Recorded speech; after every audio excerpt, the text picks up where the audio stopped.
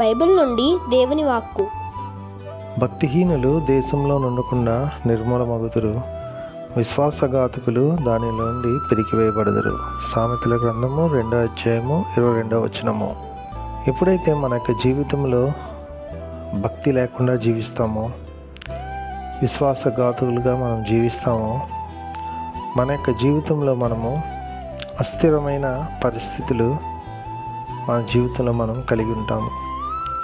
మనం ఎదుర్కొంటున్న మన యొక్క పరిస్థితులు బట్టి, మన యొక్క స్థితులను బట్టి మనము ఎవరితో స్నేహం చేస్తున్నామో, ఏ విధంగా మన యొక్క జీవితంలో మనము ముందుకు వెళ్తున్నామో ఒకసారి మనల్ని మనం పరీక్షించుకోవాలి.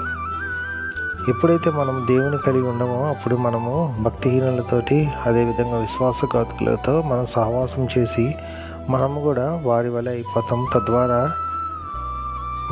మన యొక్క జీవితంలో అస్థిరమైన పరిస్థితి మనం కలిగి ఉంటాం.